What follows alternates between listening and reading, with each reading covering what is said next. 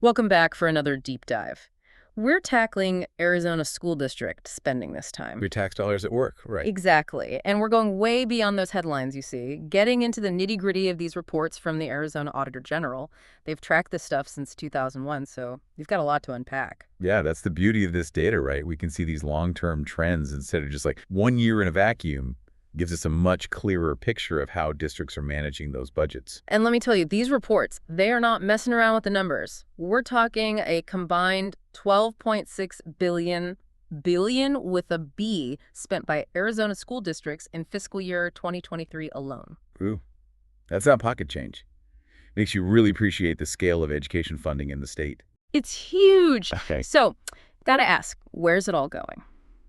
Well, the report says per-student spending actually went up by $974 in 23. Sounds good on the surface, right? Mhm. Depends on how you define good. I mean, yeah, more money per student sounds great, but there's always a but, isn't there? Right. There's got to be a catch. The catch is this thing called the Instructional Spending Percentage, or ISP for short. Basically, how much of that money actually reaches classrooms. It went down. Hold on. So more money per kid, but less is going towards actual teaching and learning. That doesn't add up. That's what we're here to figure out. The report digs into the specifics, but it seems spending on stuff outside direct instruction is growing. And this isn't new. It's been happening for years. In fact, get this, FY 2023, lowest ISP since 2001. Wow, okay, so this isn't just a little dip. Seems like a fundamental shift in how those education dollars are being used. You got it.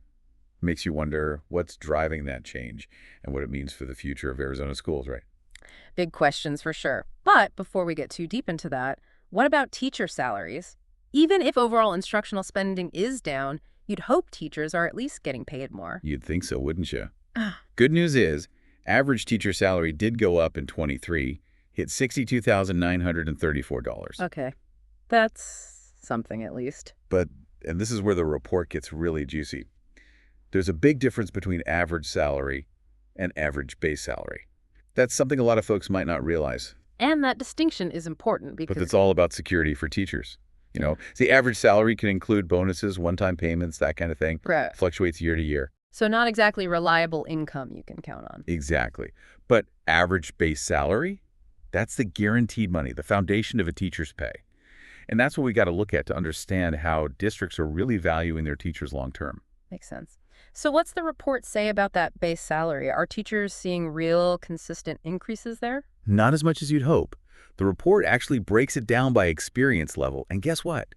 Big gap between new teachers and those with 4+ years under their belts. Starting base salary is way lower for the newbies. Which, duh, makes you wonder how much that plays into our teacher retention problem, right? I mean, if you're experienced but not seeing your base pay reflect that, I bet other districts look pretty tempting. Or even other states. It's a huge factor the report highlights. And get this, it even matters where that experience was earned. What do you mean? Some districts, they'll factor in your experience from other places, right? Like you worked in Tucson, come to Phoenix. You're not starting from scratch, pay-wise. Makes sense. Attract talent. But other districts only count the years you worked in their system. So that Tucson teacher, they could actually end up taking a pay cut if they move districts? That's wild. Exactly. Makes it way harder to move around, even if you're a great teacher. Which circles back to that whole instructional spending percentage thing.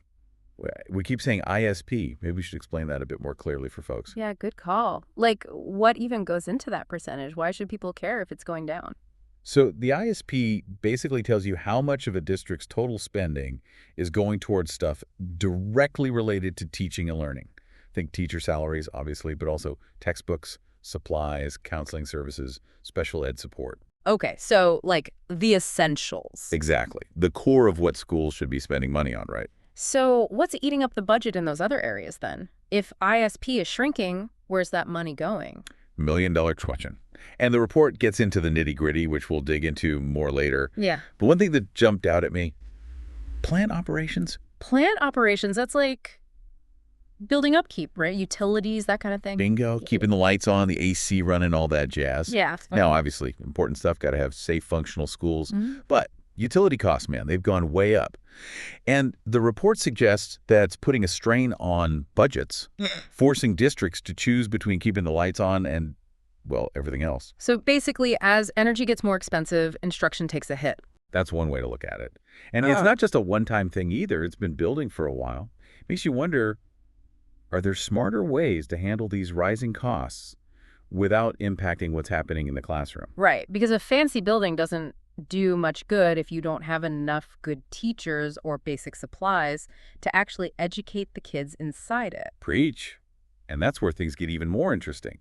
The report found some pretty big differences in spending between districts that, on paper, look really similar. Oh, that's fascinating. You mean like districts with comparable size, demographics, that kind of thing? Yeah. They're actually spending their money in totally different ways. Tell me more about that. Yeah, so the Auditor General, they didn't just look at the big spending picture. They got into the weeds, compared districts that, on the surface seem pretty alike. And it turns out how they spend that money, totally different, like staffing, for one.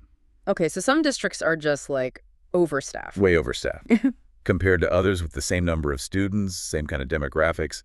Meanwhile, those leaner districts, they've figured out how to run things efficiently without sacrificing quality. See, this is what I love about these deep dives. It's not about shaming anybody. It's about finding those bright spots, seeing what works, and saying, hey, maybe others can learn from this. Exactly. Sharing those best practices, right? Yeah. And some of the stuff they found is kind of crazy, like districts holding on to empty school buildings. Why? No idea. But they're still paying for upkeep, utilities, all that, on buildings nobody's even using.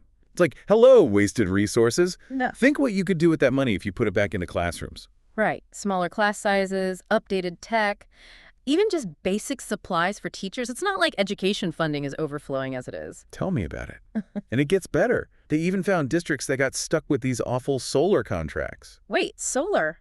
In Arizona, that seems like a no-brainer. Harness that sun. You'd think, right.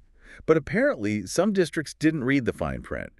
Ended up with these contracts that are costing taxpayers way more than they should. It just goes to show transparency and accountability matter. Like, this is our money, our kids' education. We got to be able to follow the dollars and make sure they're being used wisely.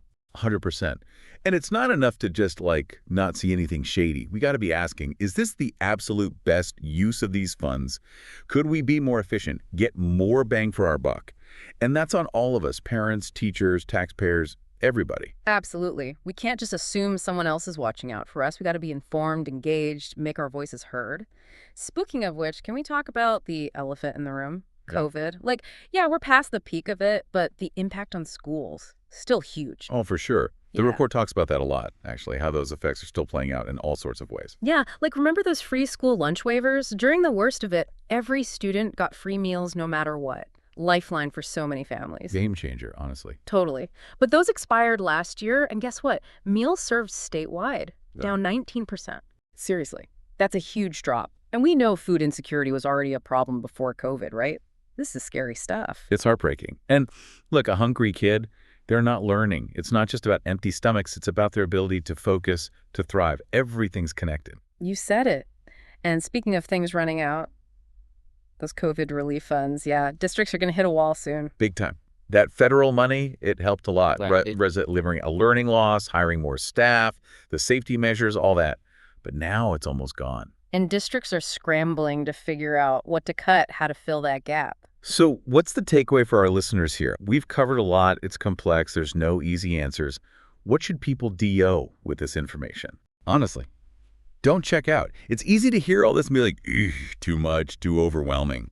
But that's what they want us to do. We got to Yeah. stay informed, stay involved. And that means digging deeper, right? Don't just skim those headlines. Really understand how this stuff works in your own backyard, the Auditor General's website.